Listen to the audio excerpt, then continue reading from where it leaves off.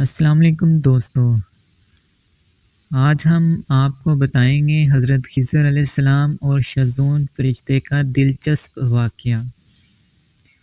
ایک مرتبہ حضرت خضر علیہ السلام دریا کے کنارے بیٹھے تھے۔ اتنے میں کسی سائل نے آ کر ان سے سوال کیا کہ میں آپ سے اللہ کے واسطے سوال کرتا ہوں، مجھے عنایت فرمائیے۔ یہ سن کر حضرت خضر علیہ السلام پر بے ہوشی طاری ہو گئی۔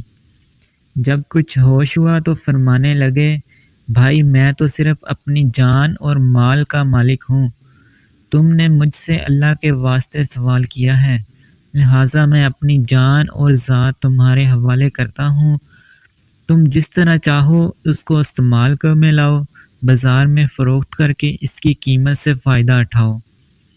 چنانچہ سائل ان کو بازار لے گیا اور ایک شخص سائمہ کے ہاتھ ان کو فروخت کر دیا۔ یہ سائمہ خرید کر ان کو اپنے گھر لے گیا، جس کی پشت پر اس کا ایک باغ تھا۔ چنانچہ سائمہ نے حضرت خضر علیہ السلام کو ایک کدال دے کر کہا کہ سامنے والا پہاڑ جو 3 مربع میل رقبے میں واقع تھا، اس کی مٹی کاٹ کاٹ کر باغ میں ڈال دو، اور یہ حکم دے کر سائمہ اپنی کسی ضرورت سے کہیں چلا گیا، اور حضرت خضر علیہ السلام اس پہاڑ سے مٹی کاٹ کاٹ کر باغ میں ڈالنے لگے۔ جب سائمہ گھر واپس آیا تو اس نے گھر والوں سے دریافت کیا کہ تم نے غلام کو کھانا بھی کھلایا ہے یا نہیں؟ گھر والوں نے جواب دیا کہ ہمیں معلوم ہی نہیں غلام کہاں ہے۔ یہ سن کر جب سائمہ خود کھانا لے کر باغ میں آیا تو اس نے دیکھا کہ وہ غلام یعنی حضرت خضر علیہ السلام تمام پہاڑ کی مٹی کاٹ کر ڈال چکے تھے اور اپنے کام سے فارغ ہو کر اپنے مولا حقیقی کی عبادت میں مصروف تھے۔ یہ دیکھ کر ان کو بڑا تعجب ہوا اور اس نے دریافت کیا، یہ تو بتائیے کہ آپ کون ہیں؟ یہ بات سن کر حضرت خضر علیہ السلام پر کچھ بے ہوشی سی طاری ہو گئی، اور پھر افاقہ ہونے پر انہوں نے فرمایا کہ بھائی میں خضر ہوں، جس کو سن کر سائمہ کے ہوش اڑ گئے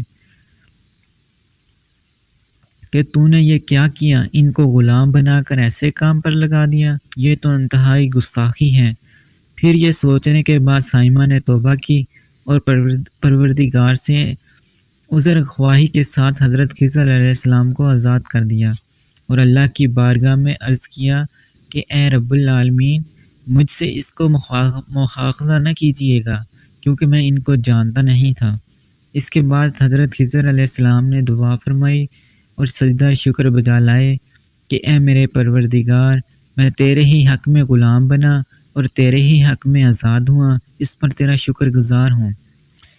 بعد ازاں واپسی کی اجازت لے کر جب دریا پر واپس آئے تو دیکھا ایک شخص کھڑا دعا مانگ رہا ہے کہ اے میرے رب، حضرت خضر علیہ السلام کو غلامی سے رہائی عطا فرما دے اور ان کی توبہ قبول فرما لے۔ حضرت خضر علیہ السلام نے یہ دیکھ کر اس شخص سے دریافت کیا کہ آخر تو کون ہے؟ تو اس شخص نے بتایا کہ میں تو شازون ہوں، آپ کون ہیں؟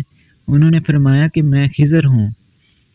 اس کے بعد شازون نے کہا، اے خضر علیہ السلام، آپ نے اپنے رہنے کے لیے مکان بنا کر دنیا طلب کی ہے، کیونکہ حضرت خضر علیہ السلام کا دریا کے کنارے پر ایک عبادت خانہ تھا۔ بس یہ سن کر وہ فوراً میدان میں نکلے اور وہی اللہ کی عبادت میں مصروف ہو گئے۔ اس کے بعد حضرت خضر علیہ السلام نے اسی جگہ پر ایک درخت لگا دیا اور اس کے سائے میں عبادت شروع کر دی۔ تو آواز آئی، اے خضر، جب تم نے درخت کے سائے میں سجدہ کیا تو تم نے دنیا کو آخرت پر ترجیح دی۔ پھر فرمان ہوا، مجھے اپنی عزت اور جلال کی قسم ہے، مجھے دنیا کی محبت میں رضامندی نہیں ہے۔ اس کے بعد حضرت خضر علیہ السلام نے شزون فرشتے سے کہا کہ اے شزون، دعا کرو کہ اللہ تعالیٰ میری توبہ قبول فرمائے۔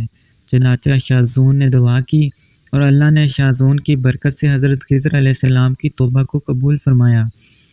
خدا کے برگزیدہ بندے اسی حالت میں رہتے ہیں جو اللہ کو منظور ہو۔